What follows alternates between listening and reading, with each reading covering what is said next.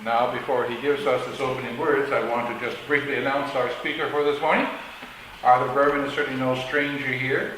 He is a chaplain at the Vancouver General Hospital, which is where he works, and we're privileged. He's been in the pulpit several times before, and we're very privileged to have him here once again.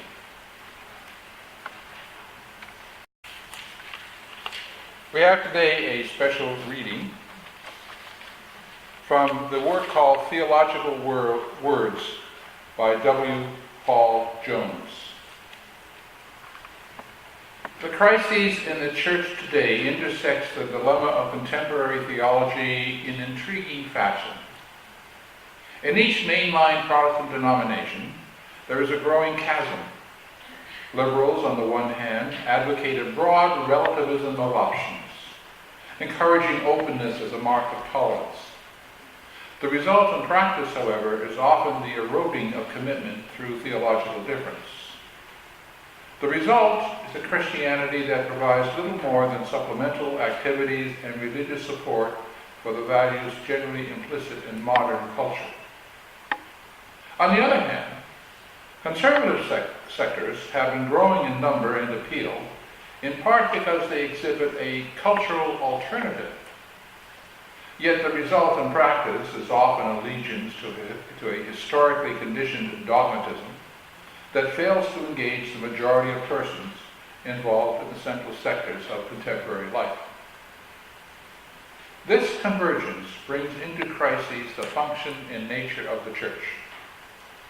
We need the contributions of both factions without their liabilities. The church of the future must be committed to a pluralism of alternatives, sufficiently viable to touch creatively the individual and social diversity operative in modern life. Yet these must be developed and offered not in an ethos of theological indifference, but as a call to profound commitment, leading to a lively choice between alternative faith styles. Today, the conflict is as new as it is basic. The establishment of the case for interest in religion at all. Put bluntly, is there any activity left for which the term theology is appropriate? This is a fundamental crisis within contemporary theology, and it is upon the emerging answer that the future of both theology and the church rests.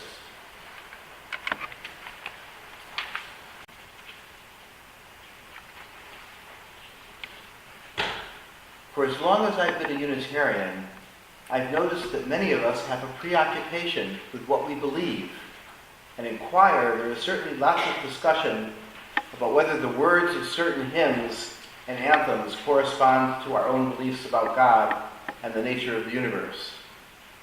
I'm not going to sort that out today. I do want to share something, though, that I've noticed in the 16 years I've been a chaplain at Vancouver General Hospital.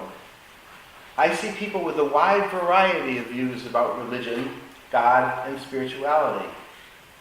I find it far more useful, however, to try and determine what theological world one occupies. This service is very influenced by the book Theological Worlds by Paul Jones, and there won't be scholarly footnotes every time I cite him, but I will most of the time. But the ideas are his, unless they're misinterpreted, and then they're mine. Although he subtitles the book, Understanding the Alternative Rhythms of Christian Belief, when I read about Jones' Theological Worlds, I thought they would apply to anyone, and I checked with him in a week-long workshop I did many years ago, and he confirmed that belief. You do not have to believe in a God of whatever type to have a theological world. Henry Nelson Weeman, who we have discussed here this year, said the issue is not whether God exists, but which of the realities we encounter functions as God. Northrop Frye said we have a body of assumptions for our existential concerns. That is our theological world. So today I'd like to share with you each of Jones's 5 theological worlds very briefly. Each world has what Jones says is an obsessio and an epiphanio, which are words he coined. and they're a fancy way of saying itch and scratch. Obsessio is the central problem of life, and epiphania is the way we make sense of life, partially, but never fully explaining its mysteries. Our reading hopefully gives you more of a feel for the framework Jones uses. If I had more time, I'd flesh this out, but providing examples is a better way of doing it. So permit me this morning to be your tour guide to the 5 theological worlds, to the able existence of the lawn dogs, whose appreciation I super appreciate, because it's essential that you get a feel for things, and not all of us do that with words. The essential rhythm of World 1 is separation and reunion. World 1 people would see the world, the universe, as a huge cosmos, with themselves as a minor presence. When one is in the seeking phase here, the feeling is that whatever one senses is never enough. And even if it is in the moment, it won't last. The world is haunted, and others act as though it makes sense.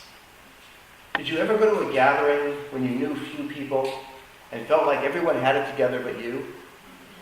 That's a World 1 kind of feeling. I don't know how many of you will remember an advertisement for milk that featured Elsie the contented cow.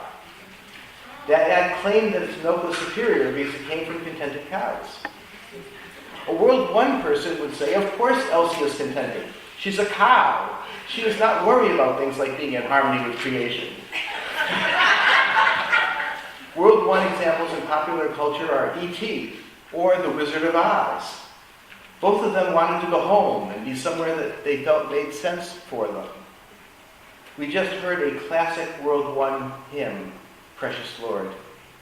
Thomas Dorsey wrote that hymn after his wife died in childbirth, and the child also died. His response was, Precious Lord, take my hand, lead me on, let me stand. I am tired, I am weak, I am worn. Through the storm, through the night, lead me on to the light. Take my hand, precious Lord, lead me home. When someone in another theological world might react with anger, Dorsey looked for solace in feeling linked with God. The scratch to the World 1 itch, so to speak, Jones would say salvation or epiphania, is coming home or being home. Isolation is experienced as abandonment. There may be lonely people in World 1, but they are not loners. One feels alien or like an orphan. The prominent feeling is longing. People in World 1 are experiential and often humanists. These are the folks who want to prevent further global warming and to live in an ecologically responsible lifestyle. Nature, not history, is the most important thing in World 1. You'll find a lot of World 1 people are attracted to the Unitarian Church, be they humanist or not. The service theme this month is shadow, and when describing the human condition, every theological world has important elements which can help us negotiate the complicated task of living, but also has characteristics that impair our ability to relate to one another and the larger cosmos. Jones points out that if there is no God, humans can be lethal in assuming that role. As Paul Tillich, a World 1 person, said, God is being itself. The anxiety in World 1 is in being, not doing. And the biggest World 1 fear is being nothing. I will contrast the situation and apply it to each world as we move along today. We all live in our own normal. Most of us tend to think that the way we react to an event or experience is similar to that of others. I make my living asking people how they're doing. And it amuses me that they often end their comment with something like, of course you would feel this way if you were experiencing what I'm going through. It interests me that the comments made before that conclusion vary drastically from person to person, even if their objective situation is similar. The example I'll use is a person who receives a diagnosis of lung cancer. I work on the respiratory unit, among others, so I can vouch for these reactions. World 1 people who seek to be in harmony with the world around them complain or lament that they did everything right, kept in good physical shape, did not smoke, ate healthy foods, and yet found themselves with just what they were trying to prevent. In this case, the disease impairs the person's ability to feel a seamless part of the interdependent web, which is a worldwide image. Again, I really appreciate the Long Dogs taking the time to learn the songs I've chosen to immerse you in sound and feel for the remaining theological worlds. So, transition now, we're moving from one world to another, with harmony of World 1 for the principled orientation of World 2, and the Long Dogs will start us off with our World 2 hymn.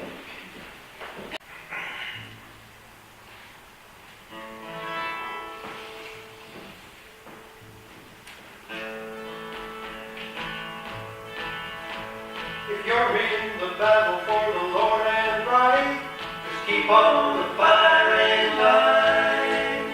If you win the battle, surely you must fight. Brother, keep on the firing line. Keep on the firing line. Keep on the firing line. Time is getting short. Jesus coming soon. Brother, keep on the firing line. There are many dangers everyone must face. If you die fighting, it will be no disgrace. With the Lord for power, you will find no place. Brother, keep on the firing line. Keep on the firing line. Keep on the firing line. Time is getting short. Jesus comes soon. Brother, keep on the firing line.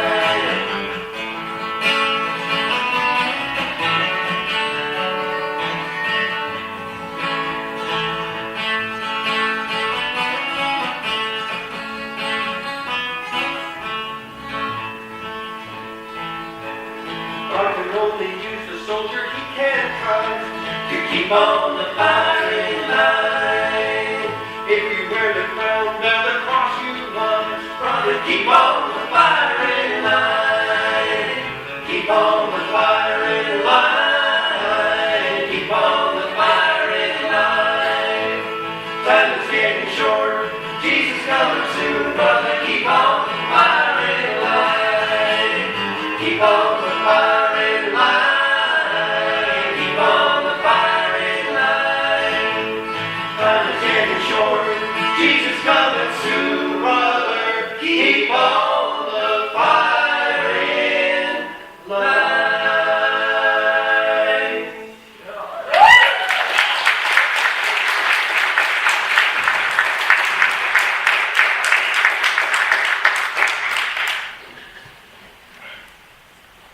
As we enter World 2, we need to shed the feelings of longing and coming home for something far more concrete. The polarities of World 2 are conflict and vindication. The main problem for folks in this world is nothing less than evil. The world is competitive, and the winners determine the rules. The paradox is that achievement does not provide stability. Psalm 72, verse 4 displays the World 2 view. May God defend the cause of the poor of the people, give deliverance to the people, and crush the oppressor. People in World 2 want to return to the perfection of the Garden of Eden. One characteristic of World 2 people I see all the time in the hospital is the view of death as the enemy. How many times have you seen an obituary that says something like, he fought a long battle with cancer? The only thing all of us have in common is that we are all born and we all die. Regardless of what we think happens after death, if death is defeat, we are all doomed. The epiphania or salvation for World 2 is actual change. Where in World 1 an awareness of harmony provides the center, World 2 requires that real change, not merely awareness, must happen. Crucially for believers, death cannot be God's idea. Often people with this worldview seek movements that, be they political or religious, provide clear answers. That said, There are plenty of Unitarians who occupy World 2. We have just observed the anniversary of the Selma March. A lot of those folks were World 2 people who would not accept no for an answer and were committed to social justice. There is plenty of World 2 thought in mainstream life. If you know one Christian prayer, it is probably the Lord's Prayer, which even growing up Jewish, I learned by heart, because I'm old enough to remember prayer in public schools. When one says on earth as it is in heaven, one is expressing World 2 thought, which would not settle for anything less.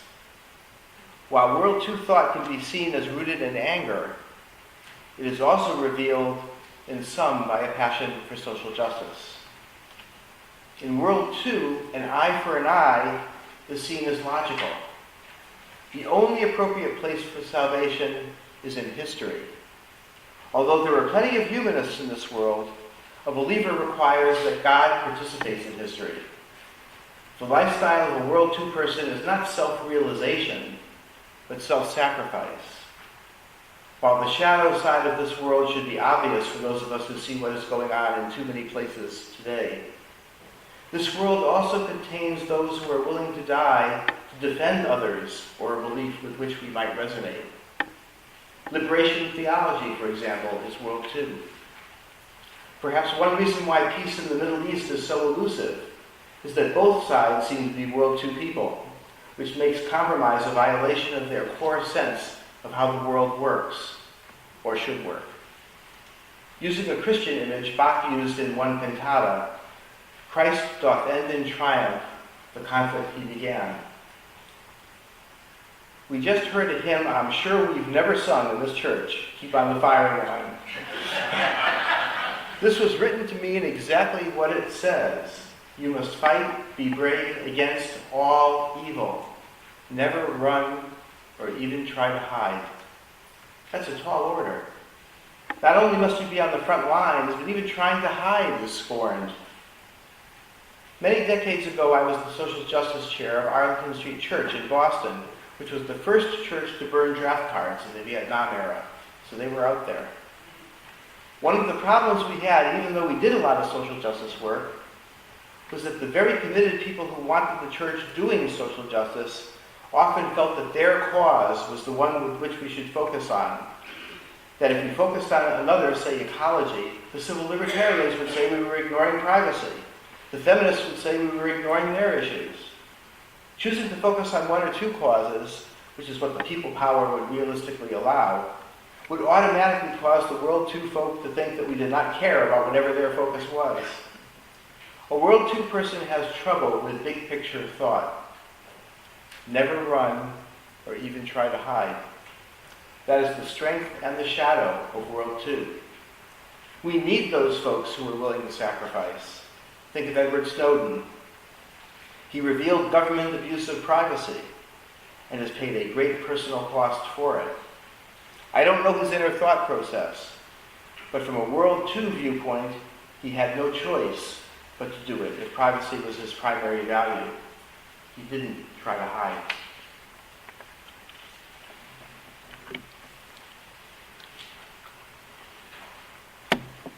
A World 2 person who gets a diagnosis of lung cancer is angry that they never smoked, but secondhand smoke in the home or workplace has caused them to have an illness that will end their life. In some situations, like workers exposed to asbestos or coal miners, know that it is highly likely that they earned their livings in a way that eventually assured them of a premature death. The feeling isn't one of resignation, however.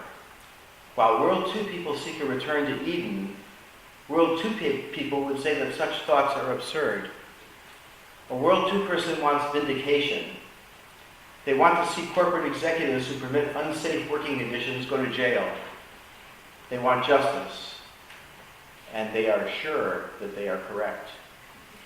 The shadow, of course, is that rarely are we confronted with situations that are unambiguously good or bad. As I say this, I smile, because a World 2 person would interrupt and ask why I'm qualifying my conclusions when the evidence is clear. Jones describes the World 2 person believing that to be with God, God must be being with us. taking sides in history. Actual change, not awareness, is what a World II person seeks. The shadow side of this world is that one can acquire feelings of superiority along with the certainty. The roots and manifestations of racism can be found in World II, just as those fighting racism can do so from a World II orientation. The paradox is that whichever view one holds, there is not room for questioning. As Jones describes World II, nothing will be vindicated unless the first shall be last, the fallen raised, the dead resurrected, the mighty pulled down, and the poor destined never again to go empty away. To do this, one must keep on the firing line.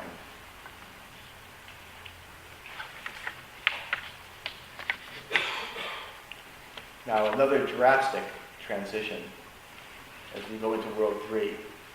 And the meditation will happen during World III.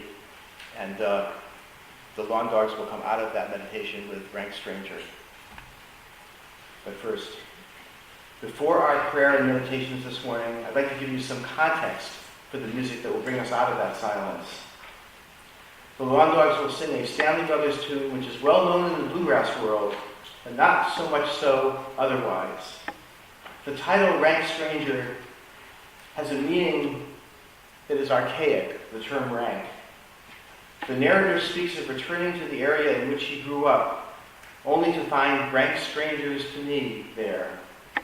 One of the earlier meanings of rank did not indicate status, but a vile smell, similar to or denoting diseased flesh, so that when someone describes an encounter with a rank stranger, they are not only indicating unfamiliarity, but an emotion almost amounting to disgust.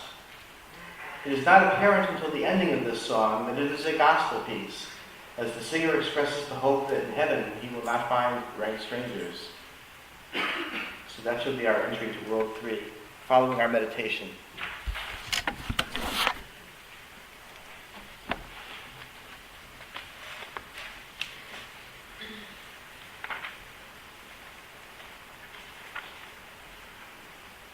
Let us enter into a spirit of meditation and prayer.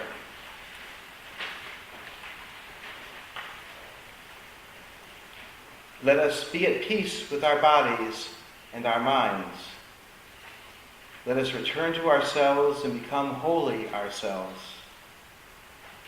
Let us be aware of the source of being, common to us all and to all living things. Evoking the presence of the great compassion, let us fill our hearts with our own compassion toward ourselves and toward all living beings. Let us pray that we ourselves cease to be the cause of suffering to each other. With humility, with awareness of the existence of life and of the sufferings that are going on around us, let us practice the establishment of peace in our hearts and on earth.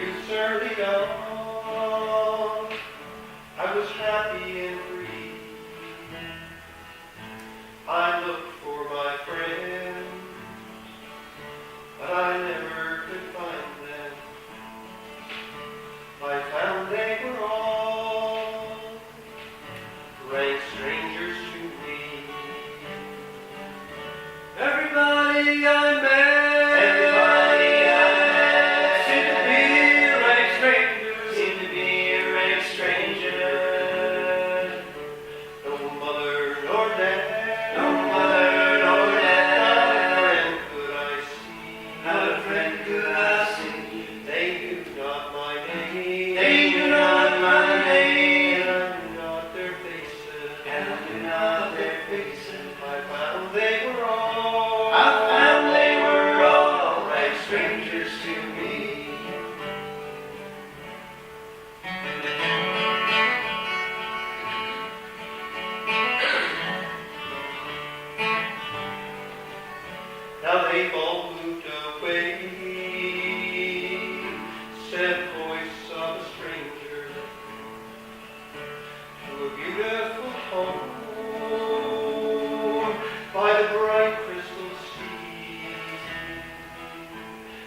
beautiful day.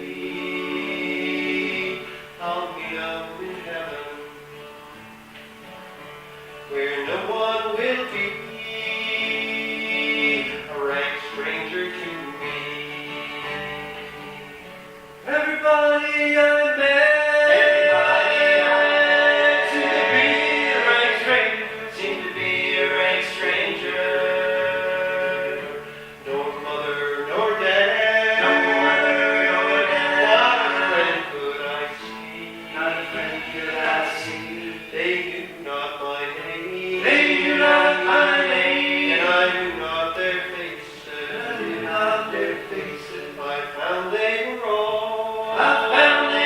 all rank strangers to me. Everybody I met,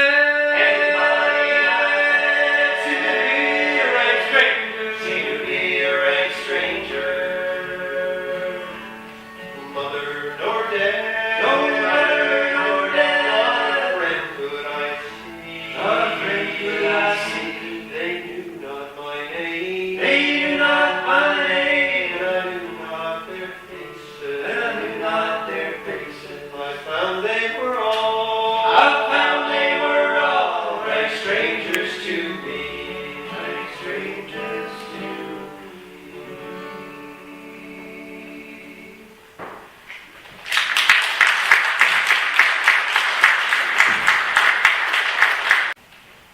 While World 1 focuses on being in harmony with creation, World 3, another world with many Unitarian occupants, prizes self-realization. The polarity in World 3 is emptiness and fulfillment. When one is in the seeking stage for this world, one might think things like, the only certainty is that if anyone really knew me, they wouldn't like me. Did you ever start a new job and feel like you were there under false pretenses? That everyone else knew what they were doing, but you were an imposter waiting to be found out? Did you ever feel like you were in a room and nobody noticed you were there? These are the insecurities of World 3. Jones called it an anorexia of the spirit. Minorities and those who face discrimination are often in this world. Jones explains one cause of violent conflicts, such as we have seen over the years when prejudice is challenged, is that World 3 perspective. Jones observed minorities have been cued for rage from carefully groomed passivity. The pressure cooker can explode, as we saw recently after the police shootings of young black men. Salvation for World 3 is being set free. Evil for World 3 is squandering one's potential, either by discrimination limiting opportunity or personal motivation not being well developed. To joke about Jewish mothers wanting my son a doctor or a lawyer is a World 3 image. It is vital, however, to develop a sense of self-regard to thrive and grow. Jones quotes a lyric to illustrate, "The heart afraid of dying can never learn to dance." Most of the things we are good at were not learned in one lesson. We have to be willing to look silly to engage in growth. The form of spirituality that most appeals to World 3 folks is meditation. While the World 1 person seeks unity with the world around them, the World 3 person wants to be self-realized. The feeling which must be addressed is self-alienation. For a World 3 person, the opposite of love is not hate, but indifference. When one experiences awakening, a feeling of sadness rather than guilt may arise. When one grieves, it is for omissions. When the World 3 person gets the diagnosis of lung cancer, their reaction will typically be grief that their journey will be cut short before they have done all the exploration that they intended. There was an amazing relief in Boston by the sculptor Daniel Chester French, who did the Lincoln and the Lincoln Memorial. It was a headstone for a friend of his who died tragically in his 20s. The relief shows a sculptor working on a sculpture. And as the hand of death reaches toward him, What makes it moving for me is the expression on this young sculptor's face. It is not fear. It's that kind of look you have when you're annoyed that someone is interrupting you when you're busy. That's World 3. In World 3, growth is not a choice, it's inevitable. If you were a World 3 person wanting a therapist, the chances are you'd do well with somebody who used Rogerian techniques, which stress unconditional positive regard. For World 3, salvation is cumulative rather than one aha moment. Process is appealing because it requires trust. In World 3, God is to the world as the mind is to the body. For a theist in World 3, God has no need of this world, but requires a world. The world is a place for the development of self and spirit. Sin in World 3 is to deprive someone of their chance of personal fulfillment.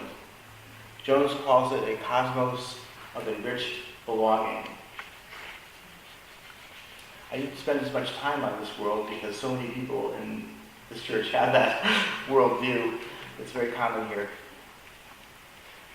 Now let us enter World 4. The last two worlds have fewer folks who regularly inhabit pews in our Unitarian Universalist churches, although sometimes life experiences bring them to these worlds. These worlds are much less often seen or adequately evident in the context of our worship services and lifespan religious education materials and classes. While the offering is taken, the Long Dogs will introduce us to World 4 with the hymn, Are You Afraid to Die? Another one I'm very confident has never been done here before. And a reminder that the offering will be, unless designated, go to our partner church in Hungary. So make sure you put the designation on the envelope if you are making a contribution to the church this morning. And the ushers can come forward for the offering while the Long Dogs come forward for Are You Afraid to Die?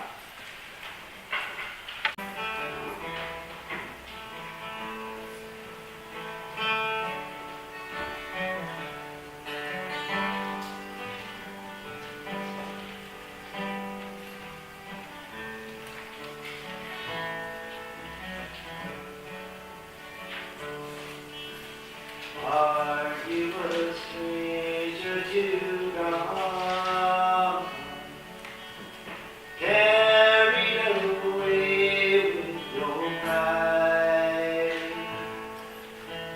Tell me, brother, do you ever stop and think? Are you afraid to die? Are you afraid? Are you unsaved? Are you afraid to die? Call on him while he is near. Moments are swift passing by. Will you seek him while he still may be found?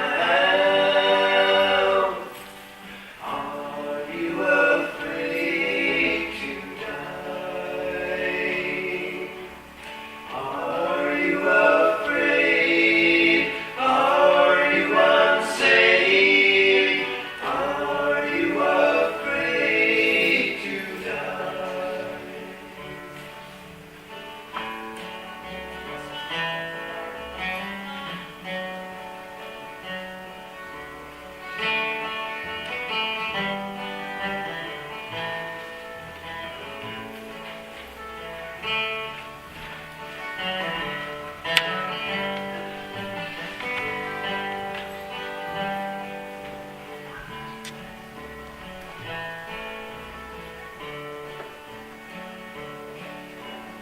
Are you too wicked to cry?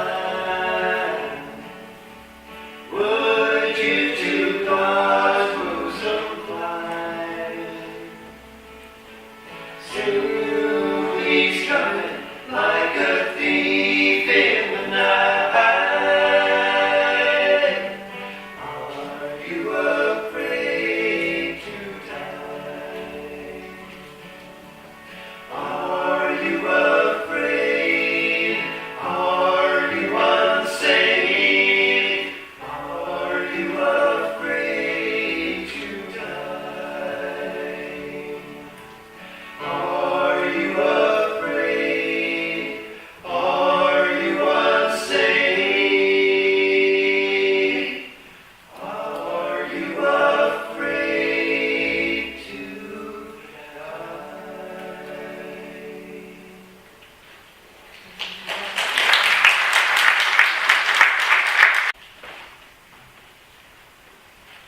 The polarity of World 4 is condemnation and forgiveness.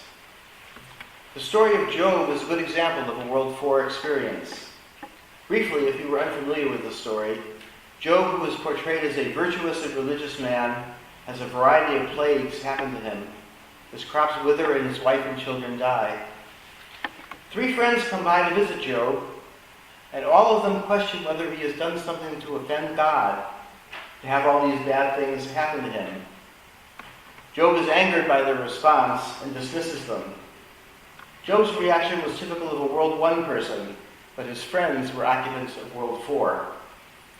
For them, there had to be a connection between personal circumstances and the quality of one's morality. For a World 4 person, sin is willful and chosen. Only with persistent guilt can one come to the epiphania or salvation in this world. A person has no hope without atonement. If we reject evidence of God, it is an indication that we would be God. Jones described it this way: sin is cloaked in self-deception. I hide my motives even from myself. In fact, I may be the last to know who I am, even though all around me suffer from my willfulness. The task of World 4 people is not easy, like finding wonder in a sunset in World 1, or discovering some new learning for a person in World 3. World 4 people resonate with Matthew 7:14. For the gate is narrow and the way is hard that leads to life, and those who find it are few. Psalm 51:17 delineates the chore. The sacrifice acceptable to God is a broken spirit, a broken and contrite heart. God for folks in this world is not being like World 1, but a being. Christians in this world often believe in original sin. To be born is to experience indebtedness. Jones describes the feeling this way: birth entails awakening to a checking account already overdrawn. One is not lured or nurtured into change, one is broken. The main fear of this world is to run out of time, as explicitly stated in our musical selection for this group. The person in this world who gets the diagnosis of lung cancer often questions what they have done to deserve the painful illness with a poor prognosis. With these people, I often share the story of the writing of the hymn Amazing Grace. It has always annoyed me that our hymnal lists an optional word change to make the phrase read, "saves a soul like me," rather than the original wretch. The author of Amazing Grace had been a slave trader who, after atoning for what we would all agree was a dreadful way to earn one's living, became a minister and wrote Amazing Grace. When he wrote it, "How sweet the sound that saved a wretch like me," he was referring to himself. Salvation in World 4 is always a gift. One can't earn a gift. With my patients, I ask them if they ever kidnap people into slavery. They generally say no. If grace is available to such a person, it is available to them as well. A gift cannot be earned. One can only appreciate it through resolution, for one's life comes from faith itself. If I told a World 4 person the universalist idea that all of us go to heaven and God condemns no one, they would not relate to it. That is what I mean by stressing the importance of what theological world one occupies. A humanist can be in World 4.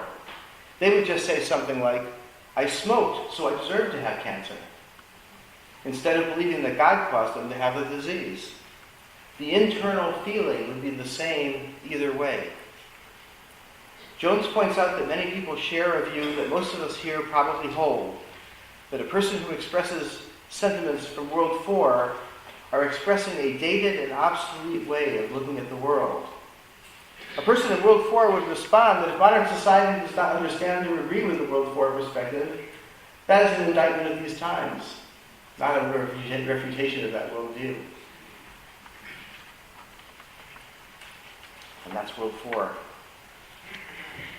Let us enter World 5 with the Lawn Dogs again, with No Depression in Heaven. And before they do, it's just wonderful how you've worked up these hymns. It's fantastic. I couldn't have imagined better.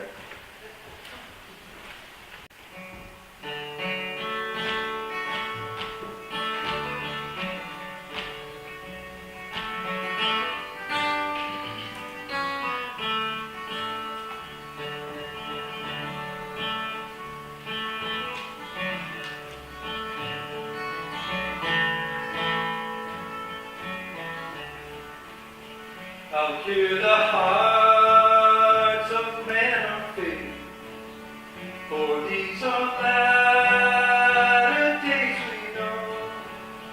The Great Depression now is spread. God's words declared it would be so.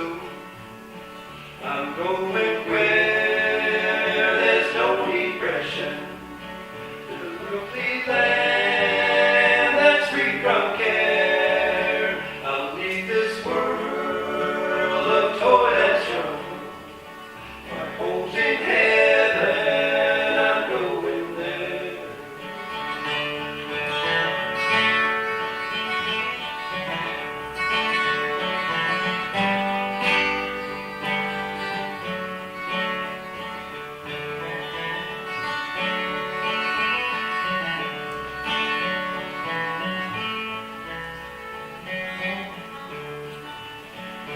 This dark hour of midnight noon, tribulation time will come.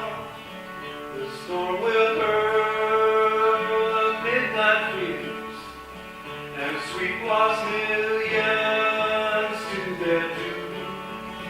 I'm going where there's no depression, to the lovely land that's free from care. I'll leave this world of toil and trouble. My home's in heaven, I'm going there.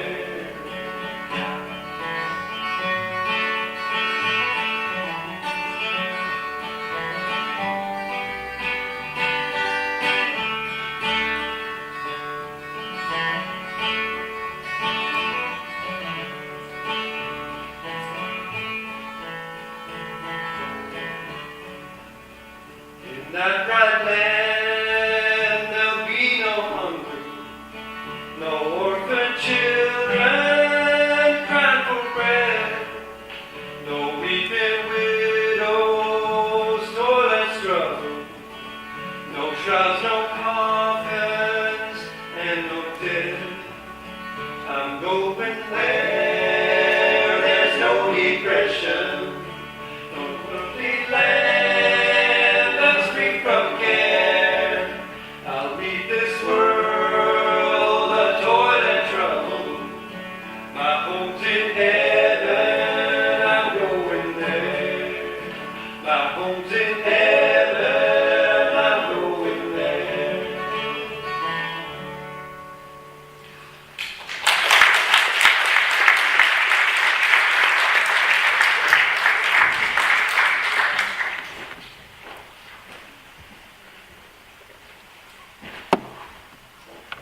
World 5 is a place that some live in full-time and others come to it, usually by surprise. The polarities for World 5 are suffering and endurance. If one is in this world, the dominant feeling is being overwhelmed. And salvation is not escape to heaven, appreciation of self or nature. Instead, it is endurance. Salvation or epiphany is endurance and survival. As the song we heard implies, change is not expected in this life, but instead in heaven. I meet folks from this world as I go on my bluegrass trips to the Appalachians. It is a coal mining area with the worst poverty in the United States and the lowest life expectancy. People there face the precariousness of existence in a way that few middle-class and comfortable people experience. There is a reason for all those folk songs admonishing people not to work in the mines or the mills. Although the song No Depression in Heaven sounds bleak, anyone familiar with the area of the world from which bluegrass springs know that the people there are very friendly and helpful if you are in trouble. It is not hard for them to imagine being in the other position. Many studies of charitable donations will tell you that as a percentage of income, the poor give far more than those who by any standard could afford to give more.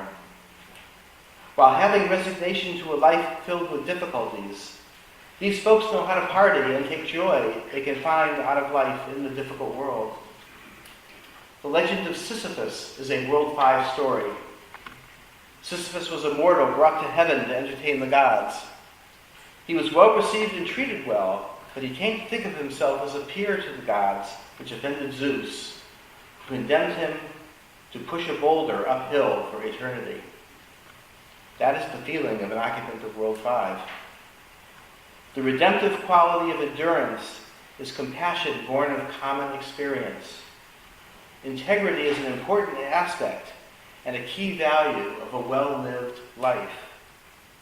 Other worlds will worry about why, often asking why me when illness or other life crises arise. A World 5 person will not question fate, but try and determine how to deal with the situation in which they find themselves. In World 5, the experience of Job is not different or remarkable. This is what happens. Job is your neighbor. A characteristic of a World 5 person is feeling overwhelmed. Epiphany or salvation is enduring the trials which life presents.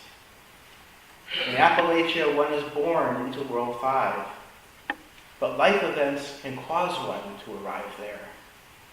Having a severely disabled child or having to spend years caring for a parent or a family member can initiate someone into World 5 who otherwise would not follow that path. One challenge for us is to take up the attitude of those in World 5 who understand that one cannot place a value on love and caring. A person who gets that lung cancer diagnosis in World 5 will respond that of course this will happen. Coal miners expect to get black lung, and perhaps the resignation to early death exacerbates acceptance of it. Kentucky, the heart of coal mining country, has the highest percentage of smokers in the United States. The International Bluegrass Music Association has its annual convention in Raleigh, North Carolina, a town named for a cigarette brand. I recently worked with a family who were so clearly World 5 that in our optimistic environment they were a real anomaly.